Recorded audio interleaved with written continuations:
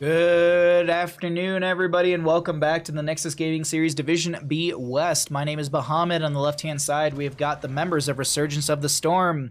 Perseus is going to be on the Joanna. Wingman will be on the Chromie. Seuss, I believe, is going to be on the Anduin. C2D2 will be playing the Phoenix, and Sovereign will be on the Hogger. For the right-hand side, we have the members of sOaK every lane. This will be Strogus, going to be on the Sylvanas. Dam is going to be on, or Dam is going to be on the Junkrat. Kid on the Uther. Tornado on the Leoric. And who am I missing? Forkspam, I think it is. Or Foxspan? Forkspan? Foxspam? Foxspan? I think it's going to be on the, dear Lord, on the sOaK. There we go. Upgur, thank you for the follow. Much appreciated. Glad you're having fun checking out the games. C2D2 does lose their shielding on this Phoenix, but they're fine right now, not actually taking any physical damage. Just going to back off and continue into rotations, as we will be seeing the Leoric immediately split into top, making sure they're not going to miss any of that experience. Also not playing the waves super fast. Going to actually just play this slow and steadily, picking up those experience globs, as you can see right there. Looking for maybe the slow, aggressive play into, not even slow, aggressive, just looking for the aggressive play into this Hogger, who's going to hog wall it around and find a few bounces around. I want to note this, we are still in Division B West, so we're actually kind of taking a look at some other teams in comparison to the match we just watched. So if you're sitting at home and you're wondering what it's like to kind of see different teams in the same division, here's a great example of different play styles from different teams. It was actually Stark in chat earlier when we were talking about this. Some of those upper echelon teams don't like to play in the macro sense. So here we might see a team play more macro, a team might play more micro. Though on Infernal Shrines, I feel like you really gotta play to that macro. This is feeling more like a control comp versus a poke comp. And I say control comp when I mean is the members of sOaK every lane are able to displace and control the enemy members with the sOaK, the Junkrat, the Uther. There's just so much slow, there's so much good CC, there's a lot of good setup, and as I said, displacement through the Junkrat. Sustained damage will be found through Strogus on that Sylvanas, so this is well played and well set up by sOaK every lane. On the opposing side, there's good aggression, but I would say it's more of a poke composition. You can slowly poke with the Chromie.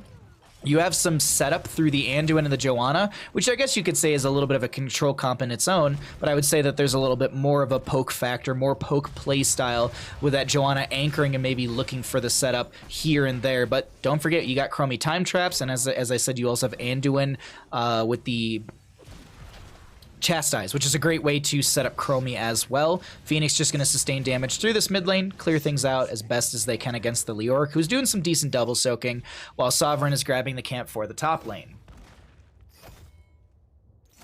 First 6 months we lived together, she just kept wondering why I kept having asthma attacks. Oh god, you're so sweet, Harkin. Has it gotten better though? That's the big question.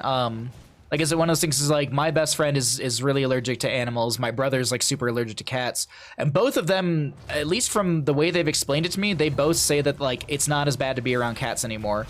Obviously there's different breeds that also help with levels of dander and blah blah blah, and short hair versus long hair versus medium, and how much shedding, all those are big factors as well, especially when people have allergies and stuff like to it. But I'm just curious, like, have people who have cats like and had like allergies or any sort of like issues with them, have they gotten better? Because I know, as I said, a couple people I know, doesn't mean that it's like, you know, oh, a couple people don't have issues, it must be the standard for everyone, because everyone's body's different. So I'm just curious to pull Twitch chat on this as we continue through our first objective phase. Hogger gonna hog wild through the enemy team, looking for some sort of potential setup with the devastating blow, but won't be able to find any sort of play with that, as the members of Resurgence of the Storm are looking fairly comfortable on this first objective. No Monka Steer out from our blue side, more like Monka Cruise. Which, by the way, someone needs to make Monka Cruise, or maybe I need to make it. That way I can become BTTV famous, and everyone uses my emote. Or they just make a copy and then they just do it themselves. Monka Cruise, I feel like, is another good one. Like, we need Monka Cruise, where it's just like, like it's like that image of Very High Homer, if you've ever seen that. If you don't know what I'm talking about, I'll find it after the game. Just remind me. Push in through the top lane with the Punisher will yield the front gate. Resurgence of the Storm looking to continue their pressure and advantage that they have found with said Punisher. Going to get a bit of damage onto this fort itself, but it looks like the siege will stop there. Chromie with a little more poking with the Dragon's Breath as well as the Sandblast, and Hogger just going to hog wild through this mid lane, still soaking up and trying to catch up with the Leoric. I had a cat, but was forced to give it away, and that. Oh, I'm sorry to hear that, zombie. That's awful. Can't imagine what it'd be like every day. Oh, oof. Yeah, that's rough. I would say there's probably some people that absolutely just cannot handle certain animals. Like, they just don't get better. It's like, I can't be around it, period. I get it. I get it. I mean, I can't eat certain foods, just period. I shouldn't. Well, I shouldn't eat certain foods. I absolutely break that rule all the time. Stun from Uther to catch Perseus in the rotation. Ooh, actually, will this be a counterplay from our blue side, though? Doesn't look like it. Fox spam. I think it's Fox spam. Folk spam? Maybe folk spam. Is able to just to back away just fine. Next objective will be in the bottom of our map. I was looking at the amount of time traps that are around the map. So we do have the Adhoral Anomaly for the Chromie. She's able to put out 3 of those traps, but its cooldown is increased. Oh, no, excuse me. And reduce the cooldown by 8 seconds. So wait, what is... I actually thought I increased the cooldown. I actually had that backwards for the longest time. So with the cooldown reduction, it's a 7-second. That's not bad at all, right? Am I caster mathing that right? Reduced its cooldown by 8 seconds. Yeah, so because you always have to look at the tooltip. Sometimes it says to 8 seconds or it says by 8 seconds. So that's, I mean, we're talking about a 1 second difference here. It doesn't mean that much. Probably Fox Spam, which is an ability in WoW. Fan of Knives. Oh! No, that makes a lot of sense. Fan of Knives spam. Ooh, great light bomb on top of the falling sword from the Joanna. We have a purification salvo coming out. Massive shove onto the Hogger. Uther does go down to actually Anduin in the end. Great 10 talent tier advantage fight. It's actually even talent tiers, but great 10 talent tier fight coming out from the side of Resurgence of the Storm. And this will be a Divine Shield that was used and actually might have been used onto someone to save so one of the friendly members, and Uther goes down because it was utilized on someone else. I believe. I actually didn't even catch that for a hot second. I was reading the Fan of Knives things. I had asthma and cat dog allergies when I was really young, but they both went away as I started doing sports. Oh, that kind of makes sense a little bit. I'm not an allergist by any means. Don't. I went to school to draw lines. I went to school for architecture, so I can by no means talk about any of this with professional knowledge. But from my experience and conversations, etc., it seems like that's one of those cases. The more you kind of expose yourself to a lot of these things that affect you, it can actually help your body to adjust and get used to it. But it's not always the same case. I mean, some people they just can't. They literally, as I said earlier, it does not matter what happens. They will always be sick or something from their allergies. It happens. I mean, anyways, we'll get off the subject. Sorry, it's fascinating to me in the sense the human body is always interesting to me. I'm also just slowly trying to learn everything I can about Twitch chat, you know? Love me, Twitch chat. Phantom Knives is also in Diablo 3, one of the Demon Hunter skills. Oh, really? That's interesting. Light Bomb, Falling Sword, Hortipult into the enemy team. That's a Purification Salvo going out. Divine Shield onto the Leoric, I think mitigates that kill that would have potentially been there. Really good staggering blow out from Sovereign to actually knock back the Riptire before it actually gets any damage into the enemy side or onto the subjective phase. Might have actually been forced. Dam might have had a lesser timer, like not too much time left onto the Riptire. I didn't see how much was left on it, but the Riptire does have an expiration on it. It is a bit of a long timer though. That's the only thing I'm really kind of like sitting here saying like, I'm not 100% sure with the statement that I'm making. Leoric will rotate up into the top lane. Hogger gonna try and slow maybe said rotation. Doesn't get the dismount. But the reason that they would want to try and slow that down is because this Fallen Shaman camp, this Bruiser camp if you will, through the top lane, if left uncontested, if never targeted by a tower, will take down this front gate, will take down the keep. Meanwhile, though, speaking of taking things down, Punisher through the bottom lane is taking down the front gate. Wingman getting very low on that Chromie. Hogger gonna hog wild past all of this. Falling Sword, Light Bomb onto 4 members. Hortipult in from the Hogger as well. No salvo out, but it doesn't matter. The double kill comes through in favor for the side of Resurgence of the Storm. 13's up on both sides, and it's looking like this is keep front gate threatened by the Punisher, but do we have the members of Resurgence staying for longer? Yes. With 2 members dead on the opposing side and Leork showing through the top to mid rotations, Perseus and team are going to look to get a little extra damage on that front gate while the Punisher's still up. I think they could have stayed there a little bit longer. Death timers are still going. They probably could have taken down the whole front gate and then backed off. Leork was, as I said, doing double rotations, so I think they would have seen them through the minimap and been able to have that knowledge. But playing it safe always works out as well. And this, well, not always, but it works out very well for them right now and not going to be able to miss position, backs off, grabs some camps, and this will be the macro play as we were talking about. For anyone that's in chat and saying, like, Bahamut, you use these terms macro and micro. Micro would be a great example of micro is probably... I was hoping that they'd be battling out. Micro would be the team fight over this objective phase. Macro would be grabbing a bruiser camp before the objective phase to have camp pressure through the lane. So there you go. That's the consideration of macro. Right now, the members of Resurgence of the Storm, they're playing macro. They are pushing camps out. They are splitting the enemy team to allow these momentary, well, chances to find a kill or a gank. And this was an attempt on the gank on Leork, since Leork is consistently split from the enemy team or friendly team, looking for these wave clears just to be able to pull in the experience and close the experience gap or deficit. This is why we saw the dive onto Leork. But the issue with a lot of solo lane ganks is they usually have a lot of mobility. Hogger is going to be able to hog wild or hortipult away. Leork has the Wraith Walk. Urel has the Avenging Wrath. Malthael has his, as someone said so perfectly, I think it was Harkin Giantbane in chat, and I'm sorry if I got that wrong, but someone in chat earlier said, trying to kill a Malthael or trying to gank a Malthael is like nailing Jello to a wall, and it's very true. Trying to gank solo laners can be extremely difficult or very easy. It just depends on your single target lockdown or your burst damage, because that's the consideration in those moments. If you have an Anubrak and an Uther, you're easily able to lock down anyone for a solid 3 to 5 seconds between Burrow Charge, Impale, Righteous Hammer. If you have Benediction or any sort of cooldown reduction on that Righteous Hammer, you're able to then probably find a secondary stun through the Uther and all of this with auto attacks, etc., or activate ability, and then you just look for some burst damage into the solo laner. So those are the moments, and that's the kind of the key information when drafting in consideration of, like, yes, you can potentially kill the solo laner with percent-based damage through, let's say, Tychus or something, but can you lock them down long enough to actually get that value? Hogger hog-wilding around,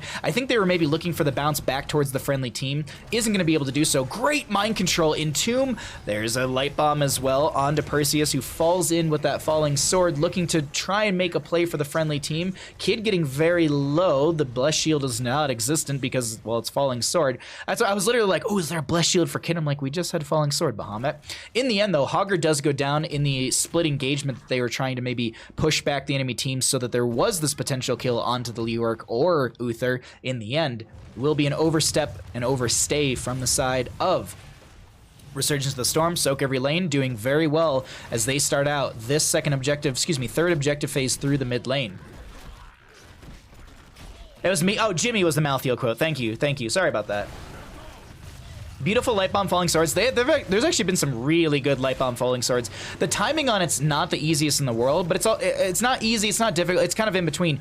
Wow, that was a great falling sword. Actually going to eat the damage of the Riptire, but there's no extra oomph, so it doesn't really matter.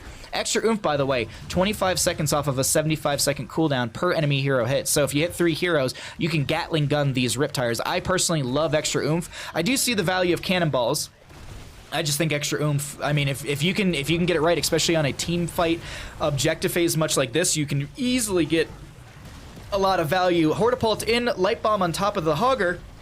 Tornado trying to find some more of these skeletal defenders. Another Shaman camp coming in through the top lane. This is what I was talking about. If left uncontested or untargeted by the keep itself, this fallen Shaman will take down a keep.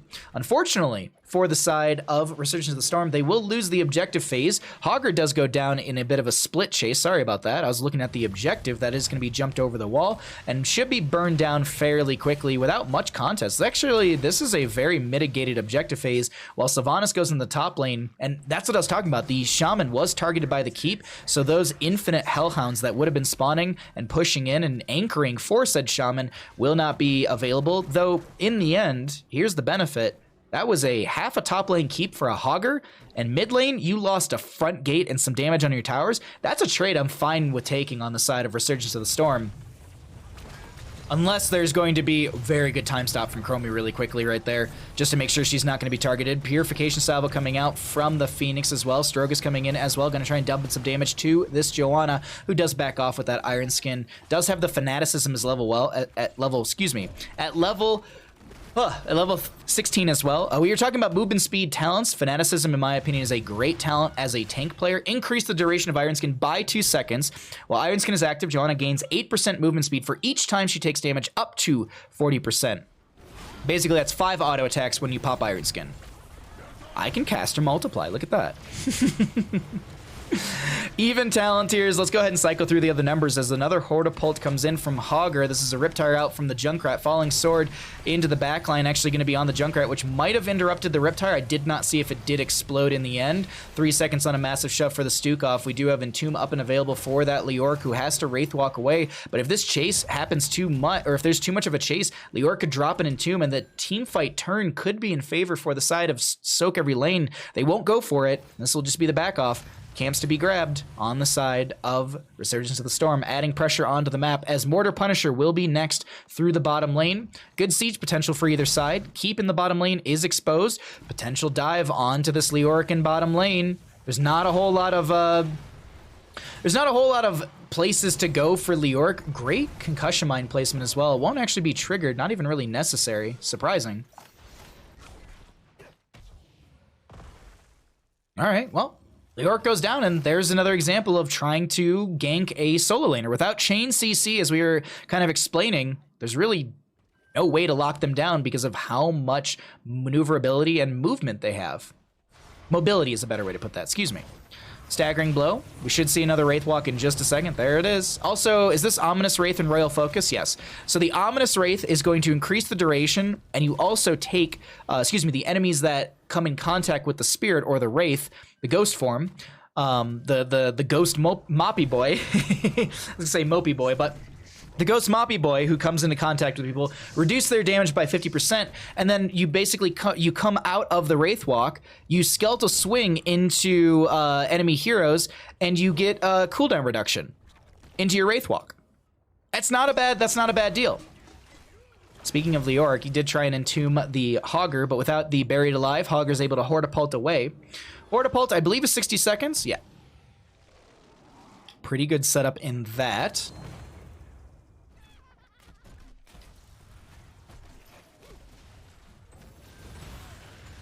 The only thing playing further back with Light Bomb Falling Sword is available is follow. Oh, sorry, I'm missing a bunch of chat, but I think you guys are all just chatting with each other. Caster Math Impossible? I know, right? I've had enough tea. Wow, good concussion mine onto Sovereign over the wall. Denies the camp, which will be leashed fully, as you can see right there. Strogas and friends coming into this. Leoric is going to push up the top lane. Oh my god, the mind control pull. There's no falling sword on top of that light bomb. They still catch the toe of the sOaK off. Slowing Sands as Leoric does come in. I want to point this out really quickly. We do have that Shaman camp in top lane. Perseus very low, actually gets the indestructible value. They took that at level 10. No Lightning Fury, no upgrade at the level 10 talent tier, or Heaven's Fury, I believe it is. Purification Salvo comes out, mitigated onto the Uther by the Divine Shield. Strogas takes a bit of a tickle from that one, and this is a free fort through the top lane. Punisher did go over to the side of our blue team, so the members of sOaK every lane need to back off and, well, sOaK every lane. But here's the thing. This is what I'm talking about. Fallen Shaman, as long as it's not targeted by the structure, this is going to be an easy fort in favor for the side of sOaK every lane. As we currently look into bottom lane, Wingman getting slowed. Gonna get chased a little bit here. Mind Control just misses. All right, Junkrat, what are you taking? Extra oomph. Okay, cooldown reduction by 25 seconds. You also increase the knockback distance by 50%. That part I actually did not know. No Falling Sword upgrade. I'm actually... The way that Joanna's playing here, not that it's bad by any means. That's, I want to preface it. It's not. I'm not judging the actual playstyle. I'm just judging. Not judging. I'm just commentating on the actual. Wow, mind control over the wall from Strogus, and the burn into Sovereign is so good that actually Strogus, or excuse me, Sovereign has to use the Hortipult away. It's just the way that Joanna's trying to enter the enemy team. I think is very aggressive.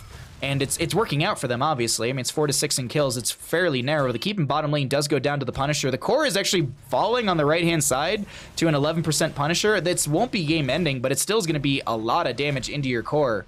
You lost a keep and 50% of your core? That's a rough go. 51%. Camp invade potential. It's just, you can see right here, Perseus is in the face of the enemy team, and I like the indestructible value. Yes, you don't get cooldown reduction on Falling Sword, but I feel like Falling Sword is more or less utilized around the Light Bomb. It's not going to be specifically just to constantly engage, disengage. So I like this because I feel like Joanna finds themselves in rough positions because of them stepping so far forward with Light Bomb, Falling Sword. I think it's a good adaptation. I do love Heaven's Vengeance, or Heaven's Fury, or whatever it is, because you get like, in the end, you have like, what is it, like a 60-second cooldown goes down to like on average 15 seconds. Oh, 50-second cooldown, you can get it down to like 10 to 12. It's very, very low. But either way,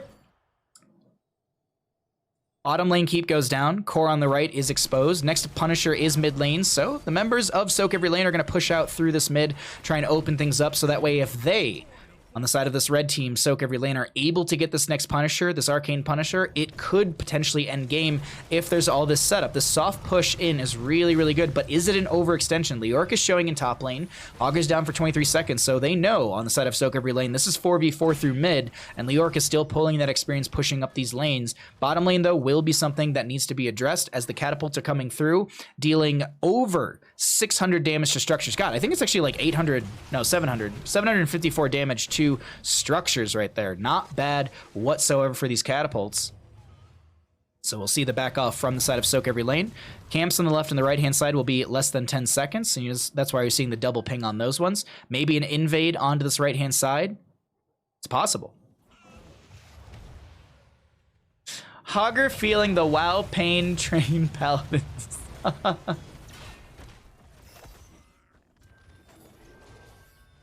Marma Nukem. I hope I got that right. Thanks for the follow during the game. Glad you're enjoying the content, my friend. Camp was grabbed on the left-hand side. The invade won't be quick enough, but is there a team fight to be had? Wraithwalk comes out from LeOrc. There's going to be a Hortipult in from Sovereign, very far forward from the friendly team. Gonna hog wild around here. Entomb, Buried Alive, comes out on the left-hand side, but there's no follow-up damage. Mind Control will be short on this left-hand side. Riptire, with extra oomph coming out, does get 2 heroes, so that's gonna be 25% cooldown. Kaimo trips in. The Kaimo cleanse comes through, and that will be Leap of Faith, but the Hogger still goes down in the end. That's basically what the Kaimo cleanse is. Perseus is going to try and get their way out of this. Light Bomb will buy a little bit of time. So does that Iron Skin Indestructible. There's so much damage into this Joanna, who does have that Fanaticism. 140 movement speed, 8% for every hit that they took. And in the end, the Joanna makes it out alive. Hogger's the only one going down. LeOrc was traded out. LeOrc can cheat death. So it might be closer, like this 33 to 50 seconds, this actually might be a lot closer. It just depends. Can LeOrc find someone to drain health off of? C2D2 trying to back off right now. Don't think that they've got much here. Unconquered Spirit will proc, but the Lurking Arm with the Virulent reaction is going to come through. Virulent, excuse me. I think that's how you say that. Anyways, it comes through, and that will be a 2-minute cooldown on the Unconquered Spirit. And a Phoenix that goes down just as the Hogger is going to be respawning. So the LeOrc wasn't able to cheat much, if any, death, because they still have that 20 seconds, but the next objective phase is up and available, and LeOrc can spawn right on top of this. Actually going to be doing a little bit of scouting for the friendly team, maybe spawning into bottom lane to push back these catapults that are starting to stack even further. 456 in auto, so that's over 900 damage. What is it, 912 damage per auto attack into structures? Whoo, it's a lot of damage from catapults. Chase, though, a rush into bottom lane. The target's going to be obviously LeOrc, pulling him back into the slowing, or into the Dragon's Breath. There's a slowing sands as well. Is this a core rush? No. Is Resurgence going for the core? They know they can't grab Punisher. Punisher through mid could actually end. We're 23 minutes in. Hearths are coming out from Resurgence. LeOrc just needs to stop the Hearths, and they're actually doing a good job of stopping 2. Big Entomb onto the Joanna, who doesn't... does she have the... What's the cooldown on this? 2 minutes? She might not have it. Pops the falling sword. Hogger did get picked off. Punisher through mid lane did get picked up as well. I just want to look at the Johanna really quickly. Okay, so it was actually just a few seconds off of cooldown. It actually was just about to come back up just now. Punisher through mid. Won't find the keep, actually. It's going to go down to about half health. Chromie, though, gets jumped on. Time stop is available, utilized, but I don't know if you make it out of this one alive, Chromie. There's so much damage already set up underneath you, and the Punisher will confirm the mid lane keep. Chromie goes down. Anduin getting some flash heal out. Does have that Desperate Prayer at level 20. Big burst in healing, if I'm not mistaken. 1,200. That's basically a full Li Ming health bar in a sense. There's going to be a Leap of Faith. Not going to be the Kaimo Cleanse this time. Purification Salvo comes out. This is going to be the core falling rapidly on the left-hand side. Punisher wailing away, trying to do its best, and it's looking like game number 1 goes over to the side of sOaK every lane. GG, well played.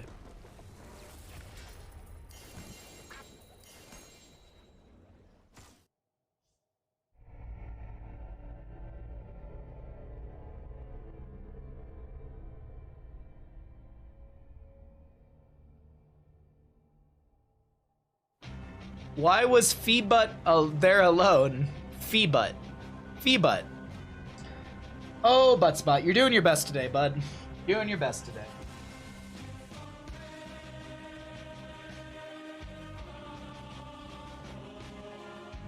All right, let's show some stats. Well, let's get into the next game, everybody. Thank you again for all the support today. I really do appreciate it. Thanks for the subs and the follows. Thank you for supporting stream and supporting our casting. Really does mean a ton to me. As always, I like to do this once per stream. If there's any Twitch primers out there, if you'd like to use your Twitch Prime, you can get some sweet emotes. You can avoid any of the little ads we use to get rid of the pre-roll stuff. So if you'd like to use your Twitch Prime here and support Bandit specifically, your Twitch Prime goes to Bandit.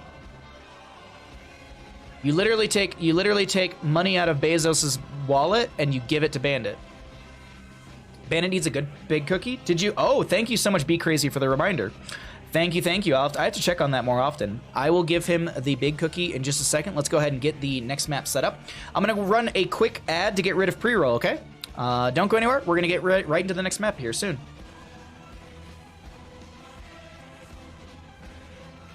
All right, let's get the big cookie for the big boy.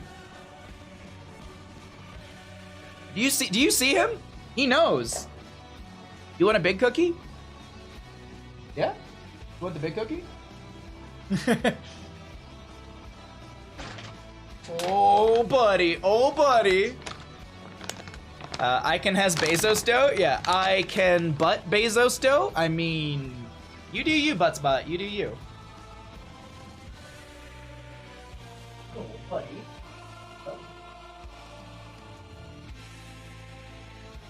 He's such a spoiled good boy. Look at him. Look at him. I mean, if you're into that stuff, Buttsbot. Alright, there you go. Dog activated. Coffee and Hoots, how you doing? Really quickly, you've taught Bandit to speak on command? Absolutely, yes. Really quickly, let's talk about stream schedule. We are starting to get to the latter half of our stream this morning. I've got some afternoon stuff, so we're doing an early morning stream. Tomorrow, I will be on Into the Nexus at noon PDT, so it's gonna be 3 o'clock EDT. And if you're in Europe, it'll be 9 p.m. CEST. After I do Into the Nexus tomorrow, I am going to be kicking off my stream, so I'll literally say goodbye to Garrett and Kyle, and I'm just gonna kick up my own stream or turn on my own stream. We're gonna do a bunch of NGS casting tomorrow, and then we're probably gonna close out stream later in the night with like some cozy Loop Hero, maybe some Hades, maybe some Gungeon. I know people want me to play it, so maybe we'll do Gungeon. We could also do Evil Geniuses as well, so we've got some options for tomorrow. There's a lot of games I'm just playing off stream that I wouldn't mind playing on stream for a little bit, but that's the game plan for tomorrow. So I'll be on Into the Nexus at noon, and then immediately after that I'm gonna start my stream up. When we get to Friday morning will be viewer games. We're going to start that at an EU-friendly time. I want to start at 8 a.m. PDT. I'd like to start earlier if I can wake up for it. It really just depends. And then I have a rehearsal at 1 o'clock for CCL, so we'll basically have an EU-friendly stream on Friday. And then Saturday, Sunday is a Hero CCL Icebreaker tournament with Grubby, McIntyre, and myself. And then next week, we'll go back into our standard stream schedule, Tuesday through Friday, and then Saturday and Sunday are going to be CCL. So that's going to be pretty much our stream schedule for quite some time now. Mondays will be my day off because I need to clean the house. I have some meetings here and there. It's a lot of friend meetings. Like I Skype my family, I sit down with my buddy and just chat with him. So thank you for hanging out, everyone. I hope you're all enjoying the content. As I said, tomorrow we're going to be casting more HOTS. On Friday, we are going to be playing a bunch of HOTS. And on Saturday, Sunday, over on the Heroes CCL, or Heroes Hearth channel, we'll be casting CCL with Grubby and McIntyre. Ooh. Also, I am the host for CCL. Woo! Licking the blanket, looking for more cookie. He's a good vacuum cleaner. He's a very good vacuum cleaner. Have you taught the Bandit's not a barking dog. Like when people come in the house, he'll bark for maybe a minute or two, and that's about it. He'll sometimes yowl in people's faces. Like when he's having a really good time, he'll like come up to your face and like just like howl or yowl in your face. It's nothing aggressive. He's literally just like, when he's like super pumped, he'll do that. It's adorable. I have to try and get a video of it sometime. Yeah, he's not a big barker. I have a pest control thing, so they do come around the house and spray. So when they're in the backyard, if he notices, he'll bark at the door, or if like someone knocks on the front door, he'll go bark at that. He is a dog, but he doesn't bark a ton. He's very chill. He's a good boy. He's just such a good boy. All right, everybody, let's get into the next game. Let's find out if we go to a game 3 or will this be a 2-0. On the left-hand side, we've got the members of Resurgence of the Storm. Oh, I'm sorry about this. I need to update the team scores. My bad. Team scores. There we go. All right, Resurgence of the Storm on the left-hand side, trying to take us to a game number 3. C2D2 will be on the Deathwing. Wingman's going to be on the Chromie. Suis is going to be on the Malfurion. Perseus will be on the Muradin, and we've got Hogger to be played by Sovereign. On the right-hand side, trying to close things out in a 2-0 fashion, we have sOaK every lane. Tornado is going to be on the Diva. We are going to see Raynor played by Dam. Kid on the Varian. Foxspam going to be on the Deckard Cain. And Strogus to be on the Li Ming. Let's move into bottom lane. Check out our level 1s for our Battlefield of Eternity Division B West match number 2. Bandit, the Gentle Warrior. Exactly, Daddy You. How you doing? Does he moo like Grubby's Logan?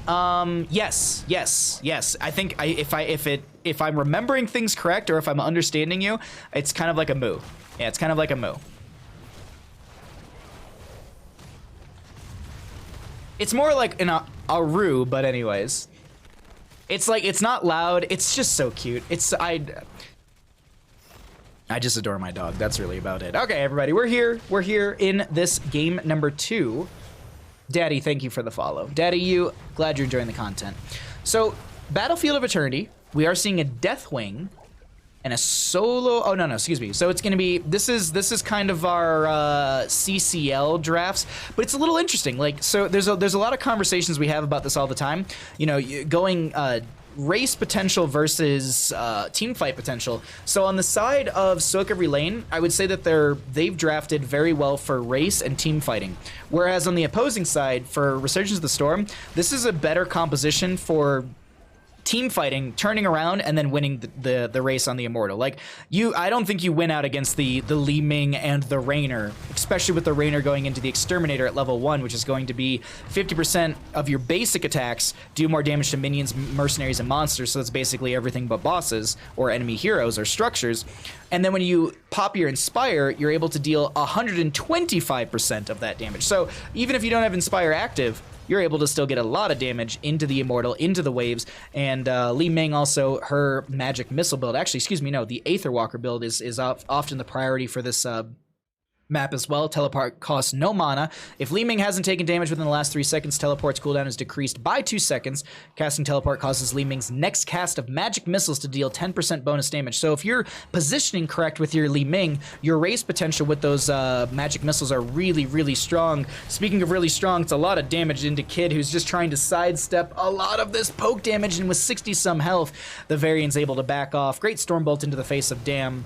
Speaking of Stormbolts, this is going to be Q build from the Murden. Please go Sledgehammer. Thank you. I wouldn't expect, honest to God, I wouldn't expect Perseus to take anything else. I love Q build Murden still. I know it got nerfed, not by much. Like, they actually didn't even nerf Sledgehammer. They nerfed the baseline, the Perfect Storm. Not the baseline, this is the baseline. They nerfed this one. I believe it went from like 6 to 4. I might be wrong with that. It might be actually even less than that. It might have been like 5 to 4 in scaling.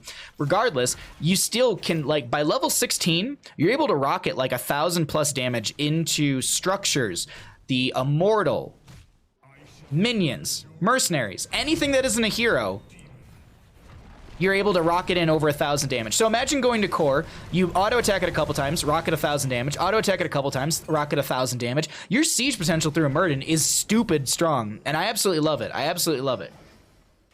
But either way, we'll have to see how the game plays out. We do have camps in the top and the bottom lane picked up for both sides. Hogger doing a great job of hog-wilding around just to get that last little bit of damage. Throws the easy throw dynamite to clear that out as Li Ming and Varian go for the camp clear in bottom lane, which means race potential will be the priority of the side of Resurgence of the Storm. And this is what I'm talking about. This is 4 members on this Immortal, and they're not the fastest. Granted, though, they are ahead due to the fact of the way the lanes are being cleared by the side of sOaK every lane. That Li Ming not being present for the race will slow things down. Raynor can only do so much on their own. D.Va drops the Mecha Explosion. Really good dunk with that Mecha Explosion as well. The Malfurion will take a bit of damage as the Mecha comes back. Raynor on the right-hand side, slowly but surely auto-attacking into this Immortal. Zoning, though, it's not going to be enough from our red team. sOaK every lane doing their best just to force this enemy team back, but still the siege, or excuse me, the race is still really, really strong. Hogger gonna hog wild around for a little bit here. Doesn't manage to get a few of the bounces they're looking for. Ends up taking a chunk from Li Ming, but in the end, the Immortal phase goes over to the side of our red team. D.Va lost her mech. Kid, though, out of position. Maybe the kill comes through. Deathwing does Cataclysm and wake up Kid from the Malfurion Emerald Dreams level 1, but in the end, it's going to be that Destroyer form, excuse me, Worldbreaker form, able to find the kill into the Varian. First objective does go over to the side of Resurgence as well, and they will push us in through the top lane, looking for a potential fort as the Hogger goes into bottom lane. What's your rank command? Exclamation point rank. It might have been used recently. I don't know why. I don't know why it's not showing up. I swear it was exclamation point rank. There it is. It must have been. I don't know. The bot. Yeah, I don't know. The bots. The bot's taking having a day today. 5 to 4. Okay, thank you. I was like, I said 6 to 4, and I'm like, I don't feel like that's right. I literally feel like it was like 1 damage number going down. Like, I think the scaling literally went from 5 to 4, and yeah, there we go. Stank? No, I don't stank. If you loved Duke Cannon, you should tell them on Twitter how much you miss them for season 2 of CCL. There's all this. Oh no, the Hog Wild doesn't connect into the wall. Oh, Sovereign, no Hortipult. I don't know how you're gonna get out of this one, bud. The cooldown reduction on Hog Wild is like 12 seconds or something like that, maybe 14. So we are gonna see Hogger go down right there. 14 seconds on the Hog Wild. Oops. Well, let's cycle through the other numbers regardless. I pushed the wrong button, but I'm like, hey, that actually works out in our timing. Not at the moment. But you can let them know and tell them how much you miss them. Ooh, Kid tries to stay on the point, but they were caught between a Slowing Sands and a Deathwing, so that's not going to work out. Murden, Dwarf Toss, Stormbolt to the face of Li Ming. No 10 talent here, but dang, that chromie damage and 1 auto will come through. Perseus collecting another kill for the friendly team. 4 to 1 in kills. We can see our experience heroic kills are really starting to add up, and you can see there's roughly a 4,000 to 5,000 deficit in experience in total between the minions, mercenaries, and heroic kills. As this structure will go down, that'll be yielding even more of a deficit in favor for the side of our blue team. Next immortal phase will be north and south. I always like to bring this up when you're watching games, everyone, just so you know. On the minimap, you can actually see there's a little shield and there's a little sword. Now that's for the blue team. It's always set for the blue team, unless, and I'm going to showcase this right here. I've got the red team vision set up. You can actually see it swaps. So the red team need to race in the top and defend in the bottom. The blue team need to defend in the top and race in the bottom. So there you go. You can, if you've ever wondered how teams know positionally where to be, it's because they have that, and it's due. In observer mode, it's based off of blue team always, but in your games, it'll be based off of your color. So if you're on the red team, blah, blah, blah, blah, blah. You all know. Decker Kane does finish out the scroll of Identify at level 1, so armor reduction will be present, and that, see, here's the thing. You can't CC the Deathwing, but you can reduce his armor. And it will reduce the armor by 15, so you can mitigate right now. You can mitigate one shield, but Deathwing takes flight, and you can see that bar starting to go back up in health. Deathwing has only 3 ways to heal: regeneration globes, flying up into the sky, or wells. Now, technically, there is a 4th, and that is if you drafted Alex Straza and she went into the level 1 regeneration globe quest. It's the only way a healer can technically heal Deathwing, because she's the only one that can actually supply regeneration globes, and regeneration globes can heal Deathwing. So there you go. That was a fun fact I learned from Not Paradox, actually, during one of the CCL, the Community Clash League seasons, or I guess the Celebrity Clash League seasons. The previous seasons before the main season of CCL.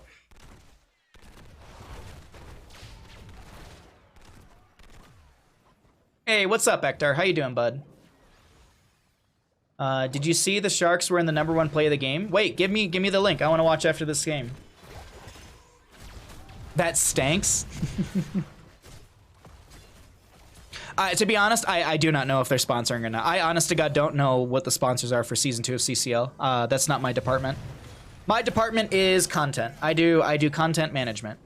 I help out with CCL, and I'm in those meetings and stuff, but I do not make the final decisions on things like that.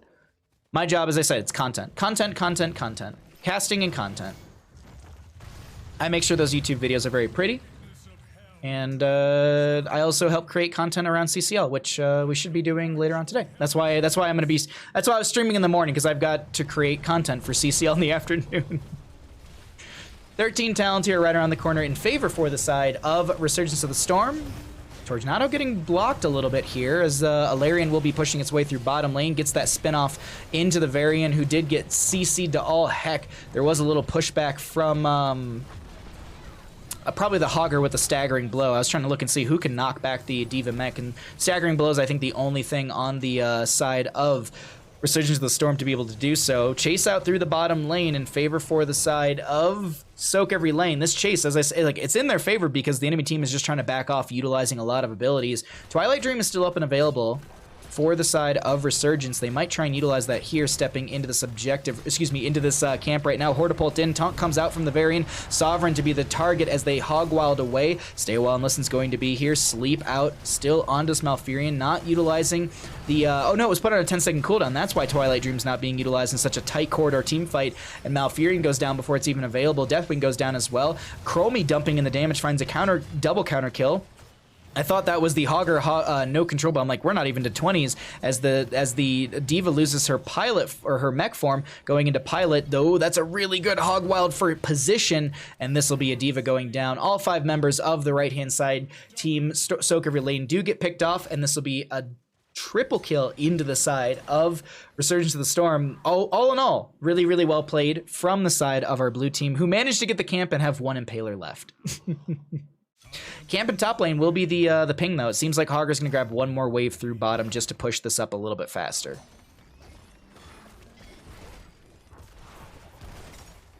Time stamped for the shark clip. All right, hold on. Give me 1 second. Just gonna do this really quickly. Okay.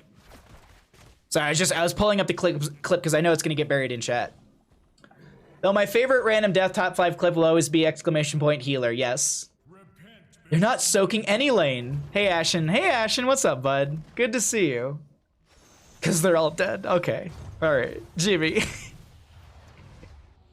Oh, I love you all so much. Oh, you're all adorable. Cute chat's cute today. I mean, cute chat is cute every day, realistically. Let's be honest here. Muradin's probably rocketing a solid like 1,000 per Stormbolt right now. It's insane how much damage you can do with the Q build Muradin right now. Camp actually on the right-hand side will be grabbed. No priority onto the objective phase through sOaK every lane. How am I feeling today? Amazing. Because I took yesterday off and I rested Monday as well, I woke up feeling really, really good today. Like, I don't have chills anymore. I don't have brain fog. I don't have small headaches. I don't have like body tenderness or skin tenderness or temperature like sensitivity. So I feel really good today. Really, really good. Thanks for asking. I really appreciate that, friend. Yeah, the second dose of Moderna was a little difficult for me yesterday, but I pulled through. I watched a bunch of anime and I ate a lot of soup. A lot of soup, a lot of tea.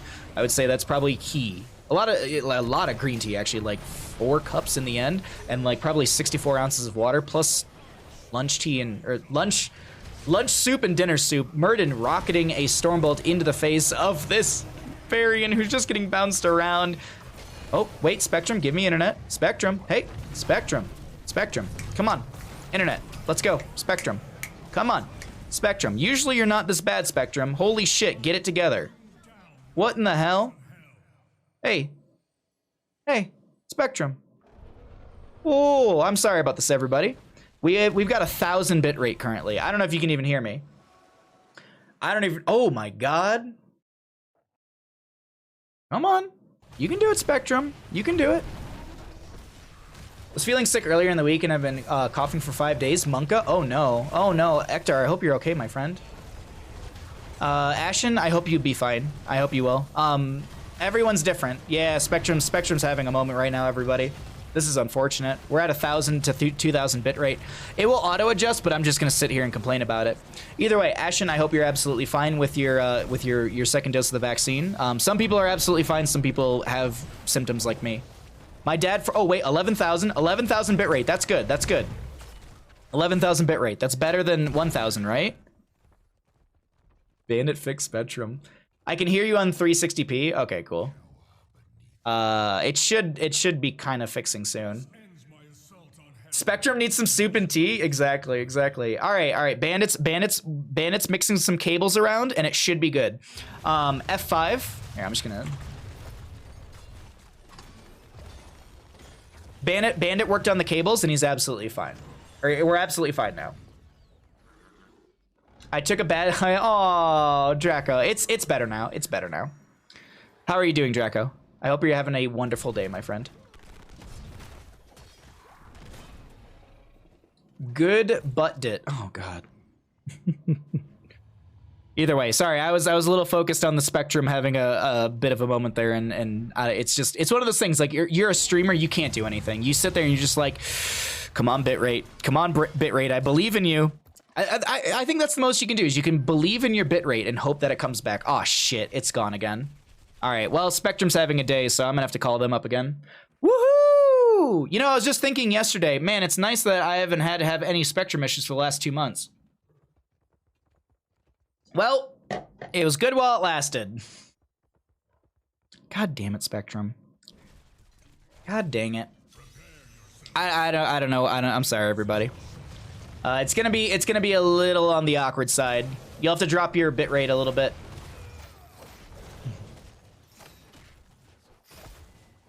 Best boy Bandit. He is a very good boy. All right, next objective is gonna be up and available. I will hope that the bitrate fixes itself. If not, I don't know what to do.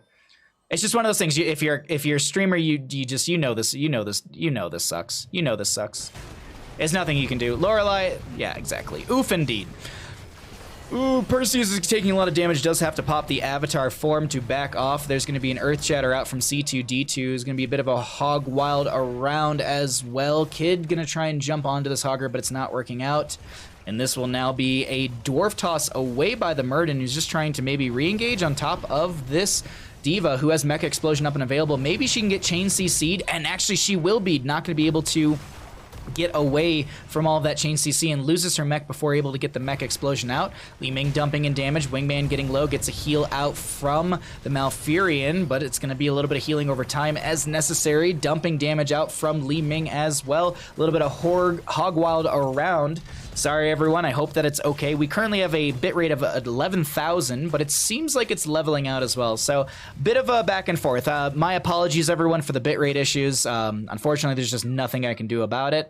Not Commandeer, Odin. Shaman Camp through bottom lane will be coming through. Yeah, it's actually dropping back down again. I definitely have to call Spectrum after our stream today. Either way, we'll finish out this best of 3 series regardless. Regardless of the internet, it should be okay enough. It might just be a little low on the bitrate side as it drops in and out. Strogus goes down right there in favor for the side of Resurgence of the Storm. Catapult's on to core right now. What are catapults doing to core currently? I just want to see. Catapults deal just under 600 damage. Dwarf Toss, Stormbolt into the face of the Diva. Actually will not connect. Stay well and listen will be on to 2. Immortal Phase going over to the side of sOaK every lane, at least for now, as Raynor just has the sustained damage on this. But here's the thing. Core is taking damage from catapults. Diva did go down. Li Ming's down as well. Immortal being forced. Okay, they're forced off the Immortal. Gonna clear out this wave. North America plus Cali salty internets? No, I live in a town where I pay for business internet through Spectrum because that's the only way I can get 20 megabits per second up.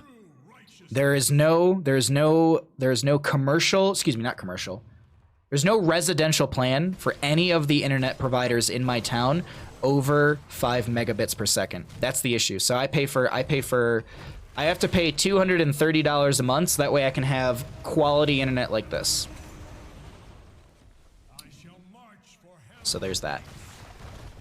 Looking and sounding okay for you? Good, good, good, good. Currently, my bitrate is jumping anywhere from 1,000 to 5,000, so that's probably helping with some of those lower moments, but I'm sure at some of the lower bit rates, or the lower watching rates like 360 or 720, those are it probably actually looks a lot better than 1080. 1080 is probably a lot staggery. Either way, Immortal has gone to core. It is chunking into this. We are 18 minutes in, and it looks like the members of Resurgence of the Storm will take us to a game number 3. GG, well played.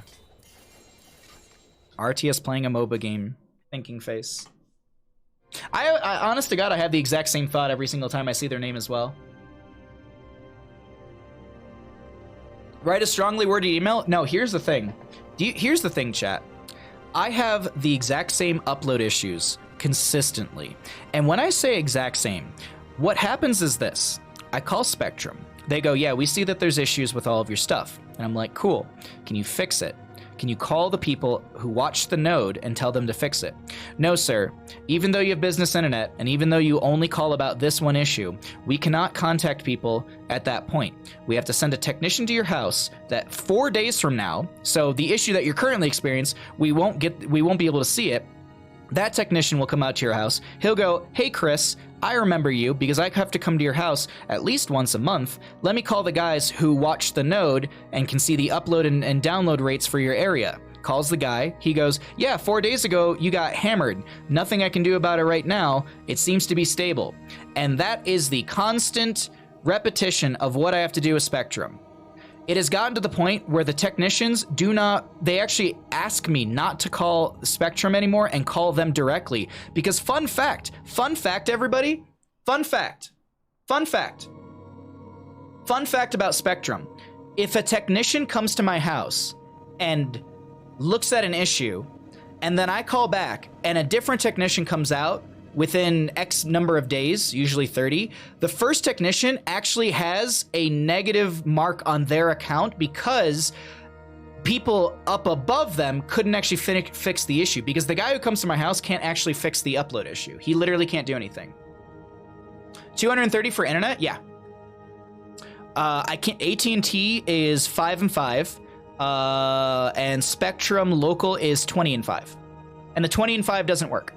So for me to get 20 up, and by the way, when I'm saying 20 and 5, I'm saying 20 down, 5 up.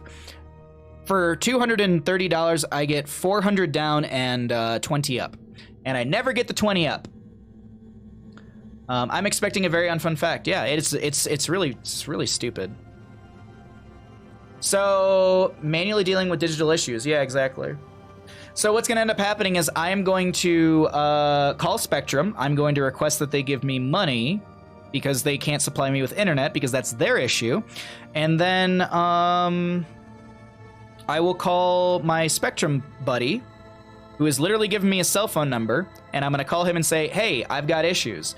And then that'll be the end of it. Hopefully.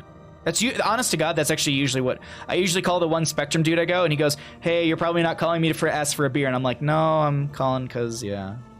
And then he's like, let me call the dude. And then that's usually it. Because what ends up happening is I end up saving that one person his account from getting knocked, because it's always the same guy that comes to me because he is the business rep for my area. So there you go, Spectrum, get your shit together, all right? Stop having a monopoly. I have 610, Jesus Christ. Or 600 up, or 600 down, 610. 500, 500 here. God, that's lucky. That's very lucky. What do you think of Chicken Little's max airtime was? What? 4.2 seconds. No, 6.9 seconds. 6.9 seconds. I'm banning fun fact round 1. Not fun at all. Yeah, it wasn't really a fun fact.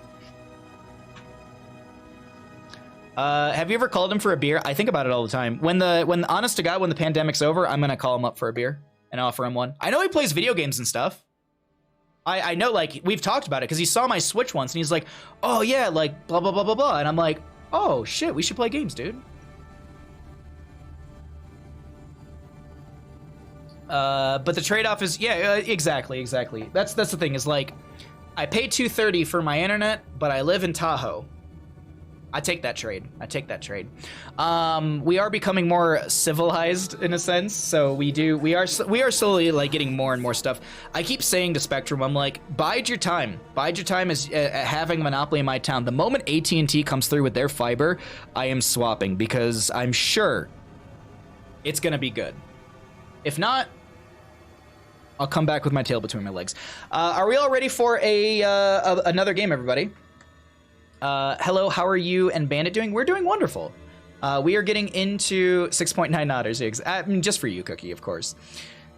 We are getting into our last map of the day. As I said, I do have some afternoon meetings for esports stuff, so I will be I'll be gone this afternoon. Really quickly, let's just catch you up on stream schedule. So we're gonna do this best of 3. We're obviously going to game number 3. I just moved to a new area with a fiber here is 1,000 and 1,000 for 60. Non-champion, please. Oh my god. I wish I had fiber so bad.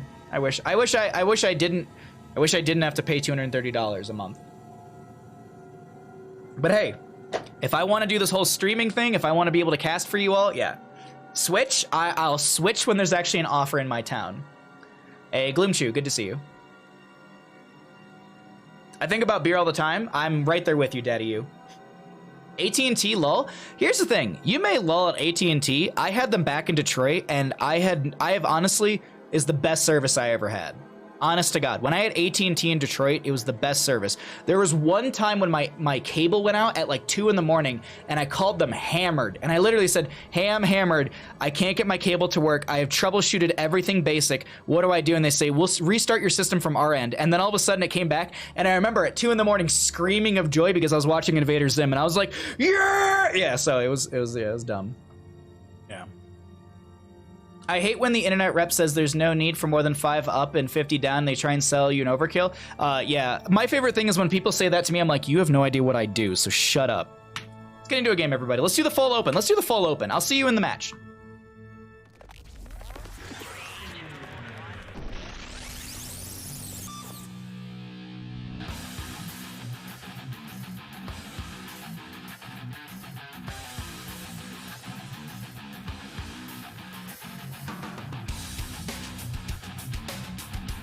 Even more of a reason of me wanting AT&T non-champion.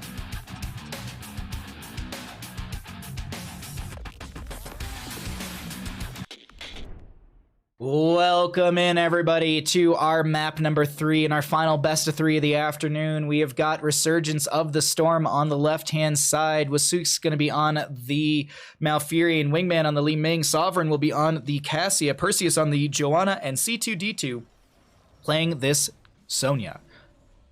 For the right-hand side, we have the members of sOaK Every Lane. As I mentioned, they are up as well in this best of 3 series on our final map, as this is a best of 3, as I keep mentioning, and I cannot think today. Dam is going to be on the Tychus. We've got Strogus on the Sylvanas, Tornado going to be on the Malthael, Kid on the ETC, and Fox Spam, or Folk Spam, going to be on the Stukov. From what I've been told, and it does make sense, fan of Knives Spam. Thank you, Desert Gesture. Makes sense to me. But Bahamut, how did we get here? I woke up early, I was feeling good, so I said, you know what the people deserve? The people deserve casting all morning. So I ate some oatmeal, I made some tea, and here we are. We're casting a bunch of best of 3s, and we've been having a blast. It's pronounced Susie? Okay. Might be a play on words. I assumed it was like Frenchish. So I was like, let's throw my best interpretation of French. Is there a list of banned competitive skins? Yes, there are. To give you, like, Kael'thas, Cybernetic is banned, Murden, Marauder is banned, his, like, mecha form. Tyrael, mech is banned, Stitch's Cuddlebear is banned, Li Ming's Striker is banned, the mounts, the Invisible Horse, the Kerrigan, and the Arthas mounts are all banned. I think I'm probably missing one somewhere in there as well. But yeah, that's pretty much your standard bans. CCL abides it's pretty much standard throughout all the leagues. All 3 of the major leagues in Heroes of the Storm, CCL, Heroes Lounge, NGS, all of those have pretty much the same skin bans as well. Little bit of a scuffle over this Bruiser camp right now, Siege camp, as the Johanna goes down first blood over to the side of sOaK every lane, as they're soaking every lane, and then some. Cassia comes in with a fend, sleep with the root from the Malfuri, and his Kid power slides away, but in the end, it's going to be a 2-for-1 in favor for the side of Resurgence of the Storm, able to pick things up and even out that, I guess, kill count. I wouldn't even say experience def, because there's really no experience differential to be had between both these sides, or difference. Also looking at some of the questing talents level 1, Thunderstrokes for the Cassia, as well as the regeneration globes for the ETC. Simon, good to see you, friend. How are you doing, friend? Striker Li Ming is absolutely banned, yep. Yeah, if you're in the NGS Discord, there's a list there. If you go to the NGS website, !NGS, there's a rule set, and you could probably just control find banned skins, or just banned. Because there's also probably banned maps as well, and there's banned mounts. So if you do that, that's probably your easiest way to find it. Appearance changes, Arthas. Yeah, exactly. Yeah, that's what I was saying for mounts. I said the Invisible Horse as well as. Oh, people might be behind me on chat. That's why. F5 your streams. You might be behind a little bit. I'm seeing a lot of people saying the same thing as I was just saying, so I'm wondering if it might be people behind because of the little stream drops that we had a few moments ago with our Spectrum internet. Why are some skins banned? Because it's difficult to see abilities on certain maps. For example, Kael'thas Cybernetic skin on Sky Temple, it's really hard to see his Flame Strikes. Same thing with Murden with the Storm Bolts. No, excuse me. I believe it's his W? Or is it the Storm Bolts? It might be the Storm Bolts with his Marauder skin. Cuddlebear Stitches on certain terrains and certain colors. When he uses Putrid Bile, it's next to near impossible to see. Not next to near, but it's very difficult to see the Putrid Bile on the ground. Striker Li Ming, I believe it has to do with her magic missiles. I think those are more difficult to see. Tyrael has, with the Mecha Tyrael, it's hard to see his...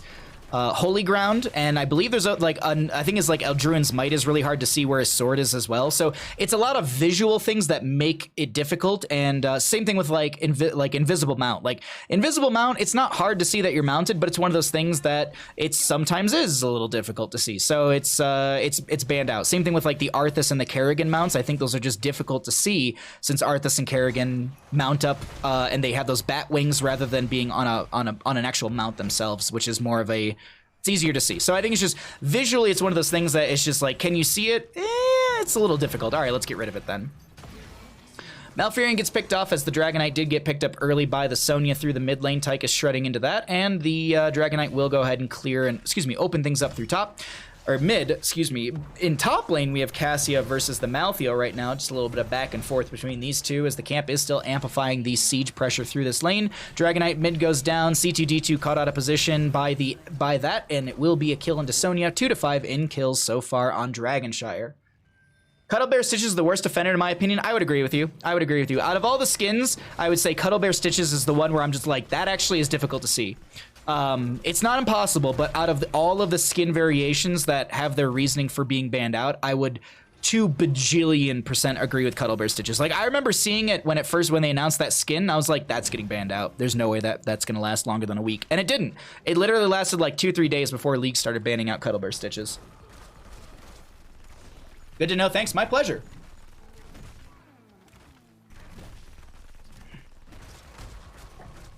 All right, camps grabbed on the left and the right-hand side. We are going to be seeing the Bruiser camp on the left as well. Malthea looking for the invade, but realizes, there's too many people over here. I don't feel like I want to go for that invade. Bottom lane is going to be having the camp down here. I'm just want to jump onto a red player vision, seeing if they're... Nice lurking arm from sOaK just to see if the enemy team comes through, but also will be kind of stopping any sort of invade. Wingman considering to come in here, throws out some magic missiles, can't see anyone in the bush, decides it's not worthwhile. Well, Perseus does see the enemy team coming in through this bottom lane, or this bottom, I guess, left side, and is able to get the shield glare just in case anyone steps in with some auto attack damage. 10 talent here in favor for the side of sOaK every lane first. Mind control comes out from Sylvanas as the 10 talentiers do come through, and we'll check out those other numbers. Commandeer Odin, Massive Shove, Mosh Pit, Last Rites, pretty standard heroics from the side of sOaK every lane. 10 talent here still just behind, so utilizing this advantage on the side of sOaK every lane into Resurgence of the Storm. I really do like this playstyle, utilizing, all right, they don't have their heroics, we've got a massive wave, we've got spell armor as well through the mage here. You can see that 20 spell armor right next to that ETC for a second. Leaping from the Sonya Slam Jam into this sOaK as the ball lightning does come out from Cassia. There will be the kill into Malthea, who's not able to get any last rights value. It was still on cooldown, and another objective phase could potentially go over to the side of Resurgence of the Storm. Though a lot of rotations need to happen. Oh, Strogus gets caught out. That's a rough go. That's a staggered death you do not want to see. This is looking very much like it could be that Dragonite for the side of Resurgence of the Storm, who are just flipping this game on its head. It was looking really strong through that bottom lane push on the side of sOaK every lane, and now we're looking for a potential Dragonite. ETC not caught out through bottom.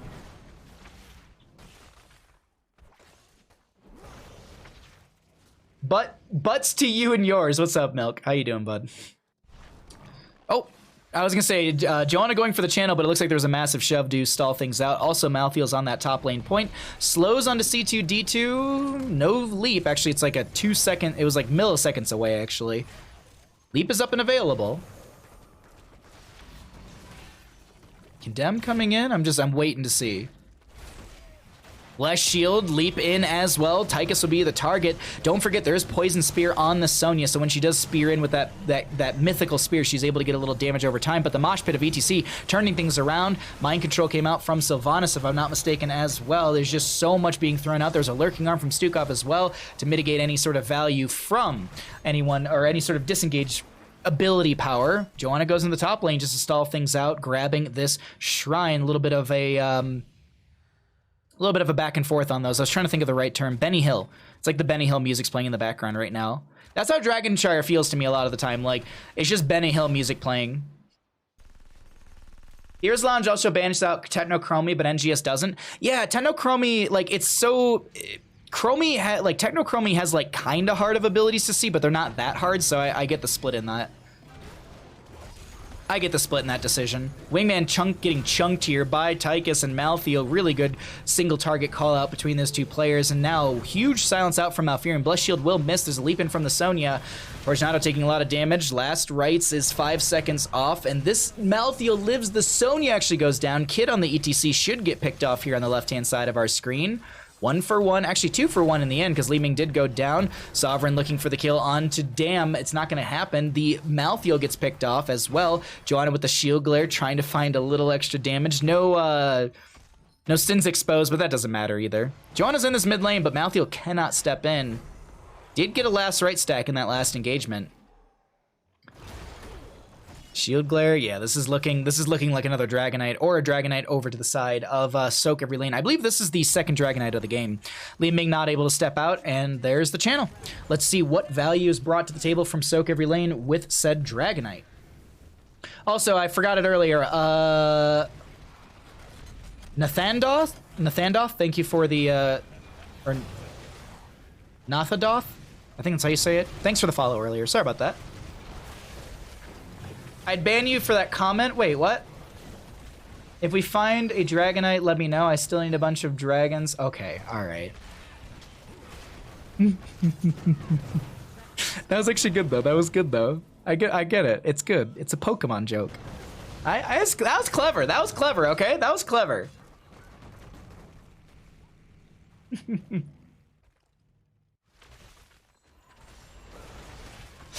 Oh, okay, I'm sorry. Okay, we're focusing, chat. We're focusing. That was just good. That was just really good.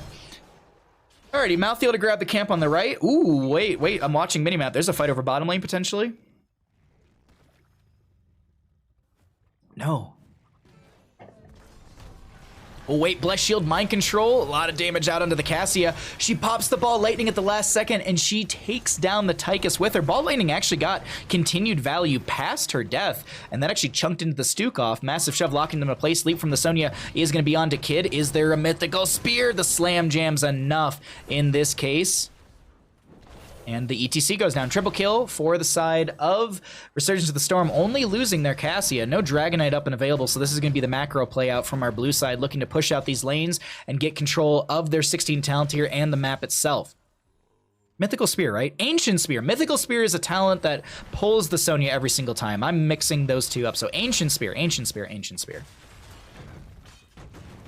Gotta get my talents correct here. I don't want to say the wrong thing on CCL broadcast and then look over at the There was one time I was watching chat back because I watch back the VODs a lot of the time during the main season of CCL to, one, fix a lot of the little things in my own casting, but two, just to literally, I like watching back the games. I hate listening to my own voice, but that's whatever. But I also like to be able to catch what chat's saying about some of the stuff we say. And there was one time I accidentally said, I said Emerald instead of Ruby, and there wasn't level 7 yet. And there were like 2 people in chat were just like, oh, please. It's not 7. How dare you? I have an alert. There's some alert that's buried. No, I think I might have gotten rid of it. There's some alert. Maybe it's a gifted sub alert. There's an alert I have buried somewhere within my Streamlabs that actually is me mocking that exact moment.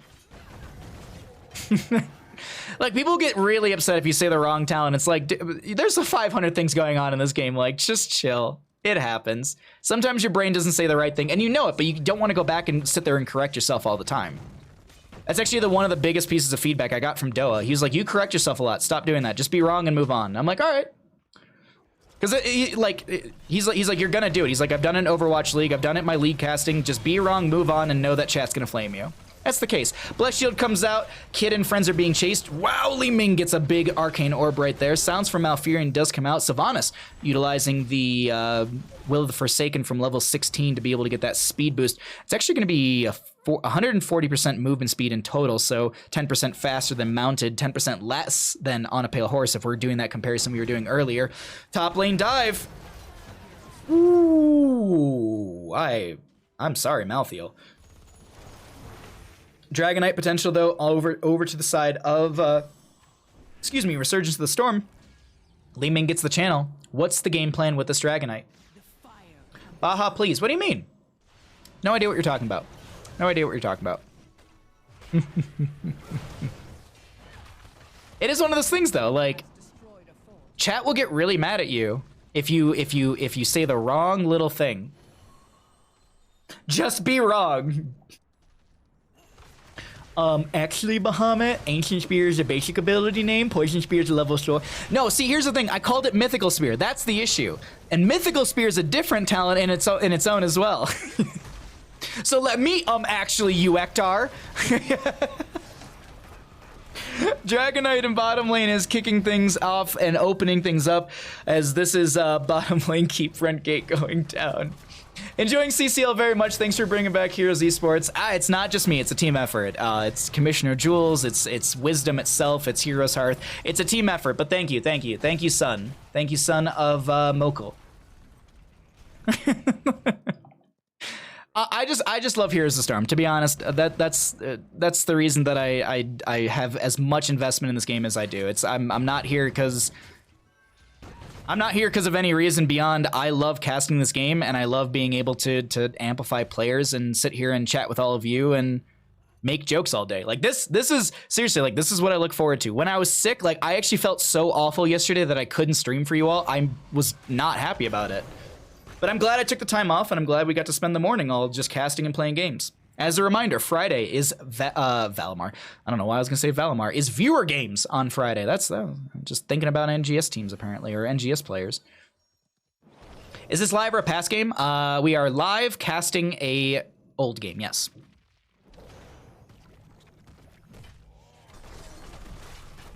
Bahamut and Grubbin? Yeah. Grubbamit's gonna be... I'm so excited to cast the Grubby again. I learned so much from him, and we have McIntyre as our analyst this season too. A lot of meatball, a lot of food analogy is gonna be coming out from McIntyre between the spaghetti and meatballs and then some. If no one remembers, the season 1 spaghetti and meatballs was basically just Lee-Ming Diablo. Spaghetti was, I think, like fire stomps and like magic missiles, and the meatballs were like the arcane orbs. I don't know. I can't remember how he was breaking it down, but he was just like, yeah, Bahamas, spaghetti, and meatballs. I'm like, all right, sure, dude. Check your posture. It's trash. Thank you for the reminder. Leap, Bless Shield, everything coming in onto this Malthael, and that's going to be another single target pick in favor for the side of Resurgence of the Storm, looking to be able to grab another Dragonite, maybe even take game with it. This is later game Dragonite, not super late, but the shrines open up here. Cassie is already into top lane, Joanna on her way to bottom. Malfurion and Lee-Ming gonna actually join in as the Sonya clears out the top lane before it gets much value into the keep front gate. ETC working his way up here into this top, but no one's able to catch in mid. ETC, and here's the thing, these objectives do have a global vision, I do believe, so you can see as I swap it back and forth, so long as you have control over it, obviously. So ETC shown in the top lane.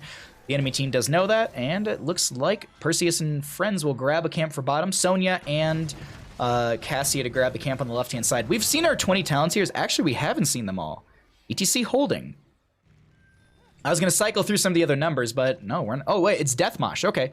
Or Death Metal. Death Mosh. Same. It's like me saying Cocoon and Web Wrap, which someone was like, I can't believe you say Web Wrap instead of Cocoon. I'm like, oh, God, okay. Well, it's a wrapping. It's a wrapping of web. I mean, I know it's a cocoon, but like, I don't know. I've been flamed for everything. It's whatever, though. They're not wrong in the sense. That's the other thing to consider too. They're not wrong with their point. Just everyone pushing up their glasses. 20's up. I'm actually gonna go ahead. We're gonna look at APM. I wanted to look at some of the other numbers. Let's look at APM. I feel like we might get into a team fight here soon. No? Uh-oh. Oh my God, the self-cleanse just in time, but you can't self-cleanse twice, and the dive onto Malthael will happen. We were talking about this earlier. We were talking about how Malthael, I think it was Jimmy in chat, said Malthael is as difficult as nailing Jello to the wall when it comes to single target dives like that. But if you have Chain CC, that was what I was talking about earlier in today's broadcast. If you have Chain CC, those solo laners, it's a lot more difficult for them to escape or even, well, live in those situations. If you can't press your buttons, you can't live. So fun fact about most MOBAs. Also, this is very random, but just mentioning most MOBAs. I mentioned this to Totski and a few others. There will be a day when we do a league stream. I'm feeling like doing another league stream with a bunch of friends. Like I know, I think a sOaK we were gonna grab for it as well. I'm sure Big Scary would want to jump in. So we're gonna do a little bit of a league stream one day. We're gonna find a 5-stack and we're gonna do league. I'll have to reinstall that game at some point, but anyways, we'll see. It'll be fun. Get some Volibear. Oh, actually, Volibear. I played a lot of top lane. When, like, Totski and I had a day when we did League together, and I played top lane, and she played support, and we played like 4 games, and we lost all 4 of them, and I said, Totski, you know what? I've never been ADC. I'm going to pick the one that's kind of like Vala Sylvanas sort of deal, and let's go with that. Bless Shield comes out. There's going to be a leap in from the Sonya as well. Mind Control comes out from Strogus, trying to pull in that Sonya, who pops the level 20, Ignore Pain, and she ignored a lot of pain. Deathmosh comes out from ETC, but where's the damage? Non-existent. Anyways, back to my little story. That was the one game of League we won, so I believe that I am an ADC with Totski on support. That's just the facts. Nice use of the Indestructible to mitigate the last rights value from Malthael, and in the end, it's going to be a 3 kill and a keep in favor for the side of Resurgence of the Storm. This is maybe looking for core as well. Their positioning's a little aggressive. Joanna stopped the Hearth. This is super risky with Joanna only having 500 health. No 20 talent tier for another probably 80 seconds or so. She's got a ways to go on that 2-minute cooldown. Core, though, being besieged, and that is kill onto Malthael just as he... Oh, no, he bought back in. I was just like, wait a minute, he... What? Huh? We have the chat off, so I didn't see that he bought back in or cheated death. Leaping from the Sonya, but in the end, the Malthael avoids the leap. Still, though, Sylvanas goes down. This is a... Malthael versus the whole team, and he goes down. The core is starting to fall. ETC back up in 2. We have our Stukov out as well, but the core is falling too rapidly. Sovereign and friends are looking to end the game and take everything in a 2-1 fashion, and it looks like the members of Resurgence of the Storm have turned it around. They take the series 2-1. GG, well played.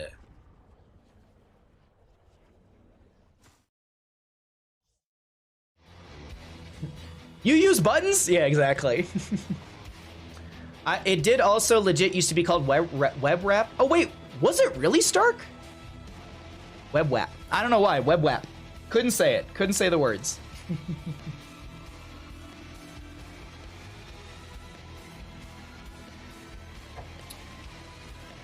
I'm sorry, League is toxic. You're not wrong, Ashen.